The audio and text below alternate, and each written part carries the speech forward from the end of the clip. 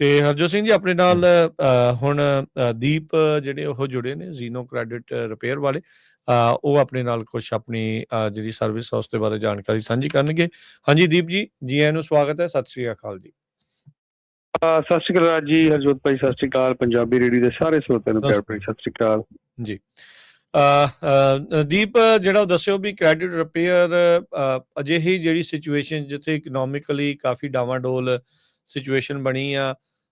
ਕਈ ਵਾਰੀ ਤੁਸੀਂ ਮਿਨੀਮਮ ਪੇਮੈਂਟ ਦੇ ਰਹੇ ਹੁੰਦੇ ਆ, ਕਈ ਵਾਰੀ ਤੁਹਾਡੀ ਪੇਮੈਂਟ ਮਿਸ ਵੀ ਹੋ ਜਾਂਦੀ ਆ, ਤੇ ਉੱਤੋਂ ਜੇ ਗੱਲ ਇਦਾਂ ਦੀ ਆ ਜਾਵੇ ਵੀ ਕੋਈ ਗਲਤ ਤੁਹਾਡੇ ਉੱਤੇ ਕਹਿ ਲਓ ਵੀ ਸਾਹਮਣੇ ਆ ਜਾਵੇ ਵੀ ਤੁਹਾਡਾ ਨਾਮ ਦੇ ਉੱਤੇ ਆ ਜਾਵੇ ਕ੍ਰੈਡਿਟ ਲਿਆ ਆ ਪਰ ਉਹ ਹੁੰਦਾ ਨਹੀਂ ਆ।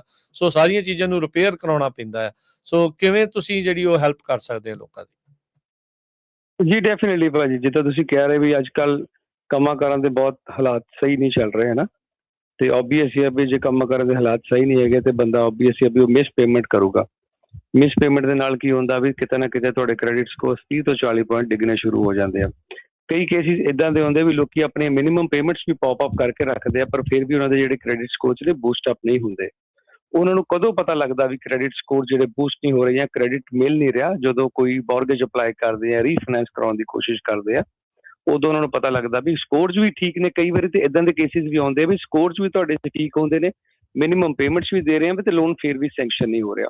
ਇਹ ਬਹੁਤ ਸਾਰੀਆਂ ਚੀਜ਼ਾਂ ਨੇ ਜਿਹੜੀਆਂ ਤੁਹਾਨੂੰ ਕਿਤੇ ਨਾ ਕਿਤੇ ਲੋਨ ਲੈਣ ਦੇ ਵਿੱਚ ਅੜਿੱਕਾ ਡਾਉਂਦੀਆਂ ਨੇ। ਜਿੱਦਾਂ ਕਿ ਲੇਟ ਪੇਮੈਂਟ ਦੀ ਆਪਾਂ ਗੱਲ ਕੀਤੀ ਸ਼ੁਰੂਆਤ ਦੇ ਵਿੱਚ, ਜਾਂ ਤੁਹਾਡਾ ਅਕਾਊਂਟ ਕਲੋਜ਼ਡ ਹੋ ਗਿਆ ਵਾ, ਤੁਸੀਂ 3 4 5 ਮਹੀਨੇ ਪੇਮੈਂਟਾਂ ਕੀਤੀਆਂ ਹੀ ਨਹੀਂ, ਤੁਹਾਡੇ ਅਕਾਊਂਟ ਬਿਲਕੁਲ ਬੰਦ ਕਰਤੇ ਨੇ, ਉਸ ਤੋਂ ਬਾਅਦ ਉਹ ਕਲੈਕਸ਼ਨ 'ਚ ਚਲੇ ਗਏ ਨੇ, ਚਾਰਜ ਆਫ ਕਮੈਂਟਸ ਨੇ। ਇਹ ਸਾਰੀਆਂ ਚੀਜ਼ਾਂ ਨੇ ਜਿਹੜੀਆਂ ਤੁਹਾਡੀਆਂ ਕ੍ਰੈਡਿਟ ਰਿਪੋਰਟ ਦੇ ਉੱਤੇ ਰਿਫਲੈਕਟ ਕਰਦੀਆਂ ਨੇ as per the statue of limitations. ਇਹ ਆਪੇ ਨਿਕਲਦੀਆਂ ਨਹੀਂ ਗਈਆਂ ਜਦ ਤੱਕ ਕਿਸੇ ਨਾ ਕਿਸੇ ਕ੍ਰੈਡਿਟ ਰਿਪੇਅਰ ਜਿਹੜੀ ਕੰਪਨੀ ਉਹਦੀ ਤੁਸੀਂ ਹੈਲਪ ਲੈਂਦੇ ਆ। ਤੇ ਇਦਾਂ ਹੀ ਜਾਣੂ ਇਹ ਸਾਡਾ ਵੀ ਕੰਮ, ਅਸੀਂ ਇੰਡਸਟਰੀ 'ਚ ਕੋਈ ਪਿਛਲੇ 15 ਸਾਲਾਂ ਤੋਂ ਕੰਮ ਕਰ ਰਹੇ ਹਾਂ, ਤੇ ਅਸੀਂ ਆਪਣੇ 1000 ਆਫ ਕਲਾਇੰਟਸ ਆਲਰੇਡੀ ਹੈਲਪ ਕਰ ਚੁੱਕੇ ਹਾਂ, ਤੇ ਉਹਨਾਂ ਦਾ ਜਿਹੜਾ ਕ੍ਰੈਡਿਟ ਸਕੋਰ ਜਾਂ ਕ੍ਰੈਡਿਟ ਹਿਸਟਰੀ ਨੂੰ ਰੀਬਿਲਡ ਕਰ ਚੁੱਕੇ ਹਾਂ, ਤੇ ਉਹ ਜਿਹੜੀ ਆਪਣੀ ਉਹ ਬੈਕ ਔਨ ਟਰੈਕ ਆ ਗਏ ਆ। ਤੇ ਅਸੀਂ ਸਿਰਫ ਇੱਕ ਕਾਲ ਅਵੇ ਹੈਗੇ ਆ, ਤੇ ਤੁਸੀਂ ਪਲੀਜ਼ ਕਾਲ ਕਰੋ ਸਾਡੇ ਟੋਲ ਫ੍ਰੀ ਨੰਬਰ ਤੇ। ਸਾਡਾ ਟੋਲ ਫ੍ਰੀ ਨੰਬਰ ਹੈ 8004009468, ਤੇ ਸਾਡੇ ਸਰਟੀਫਾਈਡ ਕ੍ਰੈਡਿਟ ਸਪੈਸ਼ਲਿਸਟ ਹੈਗੇ ਨੇ। ਅਸੀਂ ਕੋਈ ਵੀ ਅਪਫਰੰਟ ਫੀ ਨਹੀਂ ਚਾਰਜ ਕਰਦੇ, ਫ੍ਰੀ ਕੰਸਲਟੇਸ਼ਨ ਦਿੰਦੇ ਆ, ਤੇ ਅਸੀਂ ਅਮਰੀਕਾ ਦੀਆਂ ਸਾਰੀਆਂ ਸਟੇਟਸ 'ਚ ਕੰਮ ਕਰਦੇ ਹਾਂ ਜੀ। ਜੀ ਧੰਨਵਾਦ ਦੀਪ ਜੀ, ਬੜੀ ਮਿਹਰਬਾਨੀ, ਸ਼ੁਕਰੀਆ ਜੀ।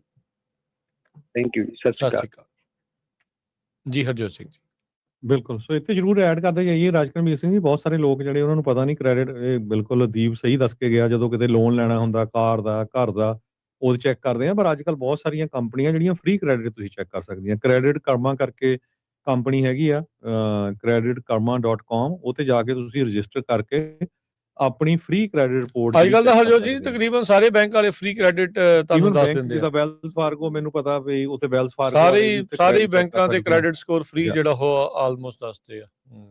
ਸੋ ਐਵਰੀ ਮੰਥ ਤੁਸੀਂ ਚੈੱਕ ਕਰ ਸਕਦੇ ਆ, ਤੇ ਉਹ ਤਾਂ ਕਿ ਤੁਹਾਨੂੰ ਨਾਲ ਦੀ ਨਾਲ ਪਤਾ ਲੱਗਦੇ ਰਹੇ। ਸੋ ਇਸ ਕਰਕੇ ਇਹ ਬੈਟਰ ਆ ਵੀ ਇਦਾਂ ਹੀ ਕਰੋ।